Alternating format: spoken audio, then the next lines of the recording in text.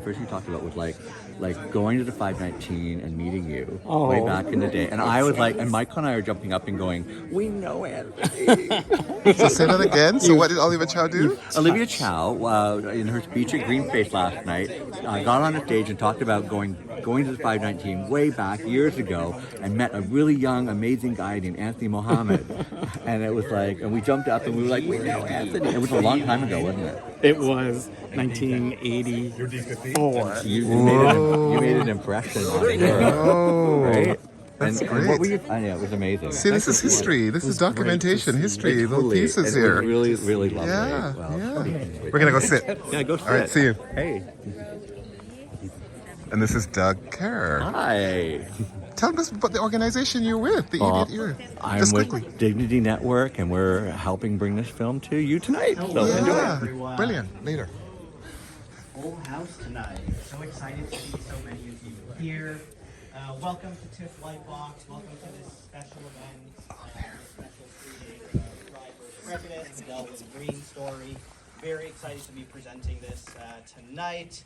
A few acknowledgements before we begin. As always, I want to thank our major sponsors, RBC and Visa, as well as our major supporters, the Government of Canada, the Government of Ontario, and the City of Toronto. Also want to extend a sincere thank you to our year-round members, donors, and supporters for championing TIFF's mission to transform the way we see the world through film. Sincerely, we could not accomplish all that we do without your support, including nights like tonight, which are very special. Also want to say thank you to the Edmonton Community Foundation and the Edmonton Queer History Project for providing us with tonight's film and working with us on this event. Pride vs. Prejudice, the Delwin Vriend story, explores the landmark case of a gay Alberta teacher whose firing led the Supreme Court to take up the issue of sexual orientation as a human right. Tonight's screening will also be followed by a post-screening panel discussion with some special guests, including Darren Hagen, the writer and director of tonight's film, Cynthia Peterson and Lyle Caney, two key figures in the Vriend case, and moderator Bennett Jensen, Director of Legal at Egal Canada. Now, please join me in welcoming Doug Kerr, the Executive Director of Dignity Network Canada, to say a few words before the film. Thank you. Hi, everybody. Happy Pride, everybody. I'm like a walking Pride parade with this thing down here. So, happy Pride. My name's Doug Kerr. I'm ED of Dignity Network Canada, and I'm really happy to welcome you all to a showing of this really special film. I'm going to take a couple minutes to just say a few words about the film and our connection to it and why I helped bring it to Toronto tonight. But first, I'm wondering in the room tonight, how many of you, put your hand up, if you remember this case. How many of you were an adult in the mid-90s and remember the case at the time? So some of you, maybe about half of you do, right? So I think it is a little bit of history, but it's not history for some of us. I was a baby gay back in the 90s in Alberta, and I would say, the story of this film is something that's had a profound effect on my life, and I think you'll see when I make my comments. So I'm ED of Dignity Network Canada. We're a network of about 60 organizations across Canada, and we bring Canadian organizations together who are interested in advancing the human rights of LGBTIQ people at the global level. So we work on foreign policy, international citizens, refugee policy. But this film is not about global issues. It very much is a Canadian story, but it's one that's had a global impact, is having a global impact, and I'll speak about that in a moment.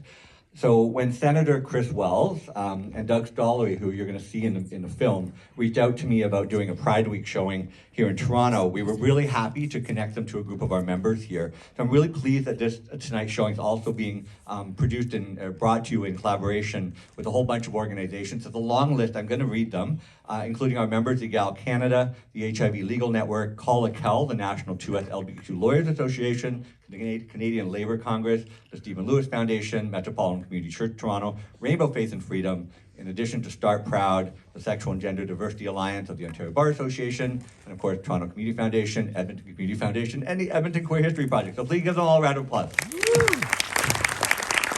So as you know, the film focuses on a really key human rights case that went up to the Supreme Court in the 90s. And you'll see the film kind of goes back and forth between interviews today with people involved in the case, with historical footage and photographs from 30 years ago. And one thing you'll see in the film is a group of people, including Delwin himself, Doug Stollery, who's a lawyer in the case, and Darren Hagen, the director of the film, who's here. Wave, Darren. Hey, Darren. And you'll see them and others. They're going on a bus, like a big gay bus and walking tour of Edmonton queer history. And it was filmed a couple years ago. And they're learning about the case and Edmonton queer history. And I want to say like a personal word about how important that is. I grew up in Edmonton and was a very young gay man in the late 80s and early 90s. And to think that there would be a queer history tour of our somewhat secret gay clubs in Edmonton at the time is really remarkable to think of how far we've come. It was very, very hard to be gay in Alberta and coming out in a political climate where the rest of Canada was moving forward, and our government and our institutions in Alberta were fighting that every step of the way. And so that's what you'll see on the film tonight. And at the time, the media, the institutions, we didn't have a lot of friends on our side, right? And I think in the film you will see that we found friends, and it really impacted many of us. So it is a very personal story for me. I came out at the time. I knew Delwin a bit in the community. He was a little bit older than me. And there's actually a scene in the film where Delwin's being interviewed, and it's at one of the very first Pride parades in Edmonton, and he's being interviewed. And then when I first watched it, and all of a sudden, right next to him, there I am with my mom.